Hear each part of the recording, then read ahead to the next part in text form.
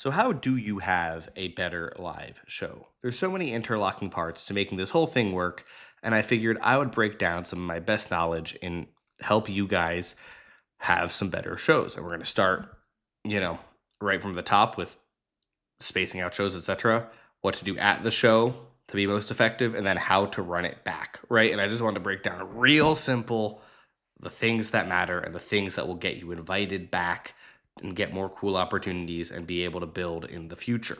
And this just draws from years of experience of promoting shows, booking shows, managing bands, working at labels, etc., etc. And I wanted to kind of share some of that knowledge with you guys, or maybe give you a different perspective on how to make the live show experience work. I'm sorry for the weird background today. I'm in an Airbnb. There's no good backgrounds and terrible lighting. Anyway, the big thing to understand about playing live and having effective live shows is to space out your live shows. If you're not spacing out your live shows, then you are shooting yourself in the foot. There is no value in playing the same town week in, week out, right? You want to be playing at most in a town, your hometown, once a month. And that's really only when you're just starting out. Ideally, if you want to play more, you're playing regionally. I have another video on how to build more regionally, how to start touring, but realize that just overplaying your hometown is going to make people just not care about you, because what's going to happen is people are going to say, oh, well, I'll just catch them next time, right? Like, you want to make those hometown gigs, especially after you've built up a little bit of an audience, feel really special and be saved for like a cool opening slot or like a special release show or something, So keep that in mind as you're going forward. Once you actually have a show booked, what you want to do is advance the show. And what this means is you're going to send an email to the promoter a month out or so and essentially say, hey, man, we're coming to play this show. Here's our rider. Here's our backline that we need. Here's what we're bringing. Where do we park? What time do we show up? Et cetera, et cetera, et cetera. Basically, it's just clarifying all the core details about the show before the show happens, right? And sending that email can make things dramatically, dramatically easier. And promoters love it because then they're not handling crises last minute day of show. Makes sense, right?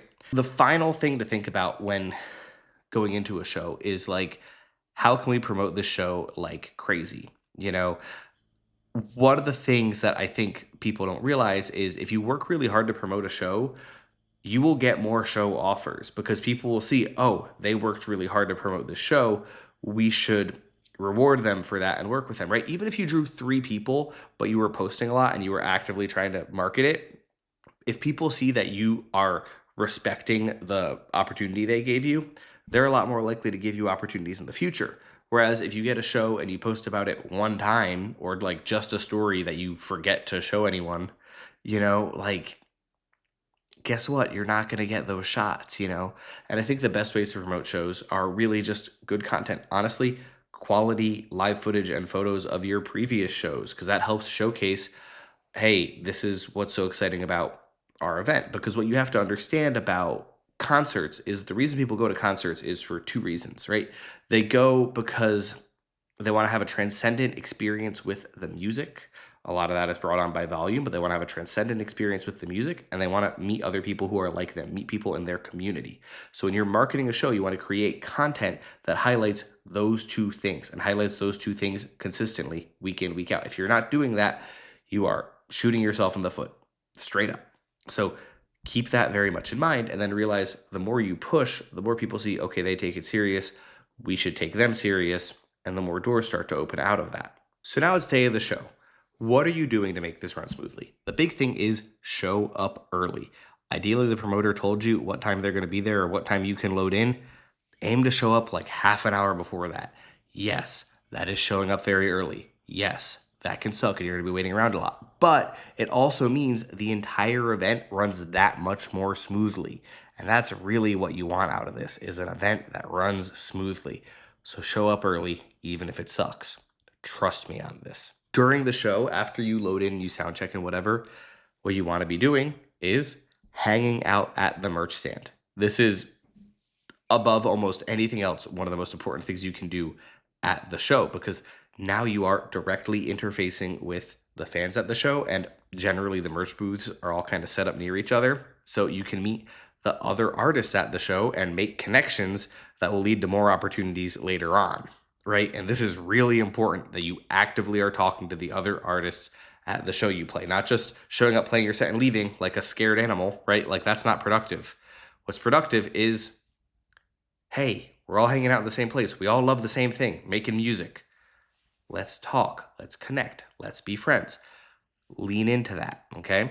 You're gonna be hanging out at the merch stand all night, and that's also how you sell more merch, which allows you to fund more things. As for the set itself, the thing that I think artists miss out on is twofold, right? One is that they're not rehearsing as if they're playing live and they're not rehearsing enough. Like when I talk to like real touring musicians, a lot of the time, like they're doing like 8-hour rehearsals for every day for a week leading into a tour, you know? You don't need to do that when you're starting out, but you do need to be practicing that stuff. And you also need to realize that like you don't get really good until you've played 150 shows. Like it takes a lot of time to get to the type of good where it like feels and looks as pro as the bigger touring act on the bill. You know what I mean? So what you want to make sure you're doing is rehearsing as if you're playing live and figuring out a few core stage moves that are going to get people excited and get people moving and get people talking about you, you know? And so some of the really easy ones that work really well are having some sort of synchronized movement on stage at a big moment. And you can do this a few times throughout your set. And this could be like a big headbang, or it could be, you know, everybody jumps at the same time, or it can be like everyone raised their fists at the same time, or whatever, right? Like those sorts of things work really, really well. And they really make the show seem like that much bigger and that much more coordinated. It'll make people go like, oh, this is pro. You know what I mean? The other tactics that work really well are giving the audience something to do, being like, okay, everybody, we're gonna jump at this part, or you know, getting people to wave their hands or whatever, you know, and that might sound corny, but like if you do it with enough conviction, people get really stoked on it, you know? Uh, Another piece is just direct eye contact and pointing at individual people because that takes the one to many experience of a show and makes it feel very one to one, you know? So I would really keep that in mind too as a way to kind of get people excited and make them feel like, oh, okay, this is larger than life. This is more. This is cool, you know? And with your set, feel free to have stuff that's different than the recording. You know, have a drum solo, have an extended guitar solo, you know, not too long. Like it doesn't need to be like the showing off how great I am hour, but like having a flashy moment can be a good thing that helps get a few more eyeballs on what you're doing. You know what I mean? Or gets people talking about what you're doing, or gives people a moment to kind of film and be excited about, right? So consider that. The other way to really level up your live show that people need to talk about more is building a DIY light rig, right? And this could take any number of forms, right? There's a lot of guides online for how to do this. I'm not an expert in building DIY light rigs, but you build your light rig, you connect it to your pedal board, and then you can kick on the lights whenever it makes sense.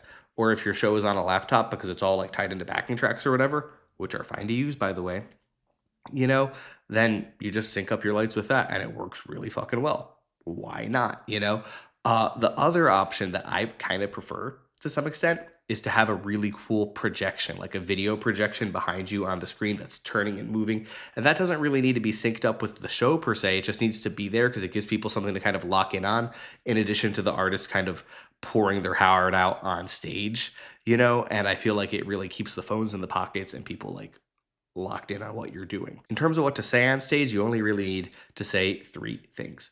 The first is, you know, hi, we are artist name.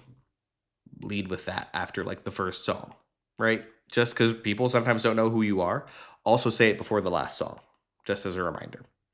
The second thing you want to do is you want to say, hey, help us out and buy some merch over there, and point directly to where the merch stand is. Because if you're not pointing to where the merch stand is, people might not go or they might not figure it out, right? You need to make it breathtakingly obvious because if you give people a single excuse to not support you, they will not support you. Cool. And then the final thing you need to just do is thank the promoter, thank any staff who helped you by name, ideally. People really love that. And it shows, hey, I really respect this space. I'm really grateful. Thank you very much. So as long as you do those things on stage, you're going to have a good show. And that really facilitates a lot of the concert experience and helps bring it to a higher level. When the show ends, two things need to happen. In general, you need to be able to set up and tear down very quickly. If it takes you forever to set up and tear down, people will not like you. They will talk shit about you, and they will not give you opportunities because you slowed down the entire night. You cut into everybody else's set time because you couldn't do the smart thing and break down your drums or your pedal board off the stage. You just take everything off the stage, let the next people get on, and then once everything's off the stage, that's when you worry about the breakdown stuff. But also, if you're in a band, your singer needs to run as quickly as possible from the stage to the merch stand. Maybe they can help take off a couple pieces of the drums, and then they just run to the merch stand and they start selling. And that's going to be really important because like that moment at the end of the set is the moment you are hottest. It is the moment that everyone is like, wow, that was so good. That was so transcendent. That was so beautiful and poetic. So make sure in that moment, you are going to make that sale as quickly as you can. Now, at the end of the show, a couple core things to keep in mind. First, stay for the whole show. Nobody likes the artist who shows up, does their set, and immediately dips with all their friends. That is not going to benefit you. That's going to get people talking shit about you. Okay? So keep that very much in mind. You know, I know it's hard sometimes. I know that, yeah, you have a family or yeah, you have your job the next day, but do your best to stay for the whole show. Or if you're a band, have at least one or two people stay for the whole show because it just makes the whole thing run way more smoothly in your scene and build better connections in your scene. Second, because you played the show and things did so well, make sure you're trying to talk to as many fans of the show as possible, building personal connections, talking to other artists. Like I said before, this is the place where you can get that really valuable face time with people and build something significantly more meaningful. So make sure you're taking advantage of that, right? The other piece is when you're settling for the night and you're seeing what you get paid, two things to try to do.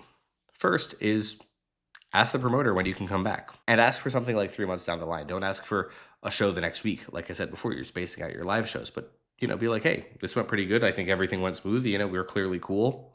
Could you please give us a shot in a few months? And you'd be surprised how often people will be like, yeah, well, I do need local openers, right? This is something people forget is that the promoters who are putting on 150, 200 shows a year, they need pro opening acts. Who like local opening acts, right? So like if you just ask for an opening slot, you'd be surprised how often you will actually get one because they need someone and they've used all their favorite people already a lot of the time. So give it a shot. So do that. Try to book that follow-up show at the show. And also a personal rule. You don't have to listen to me, but this is something I try to do. If you're a local opening for a touring act, especially a smaller touring act who's not getting a lot of money, and you got paid out from the door, give your money to the touring act. Like, pay it forward.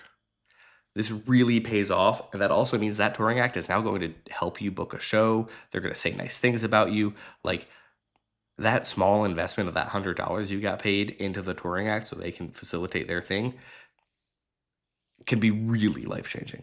I've seen it really dramatically impact people's lives. And it's not a bribe. It's just going like, yeah, we drove half an hour to get here. You have to drive 4 hours tomorrow to go play another show.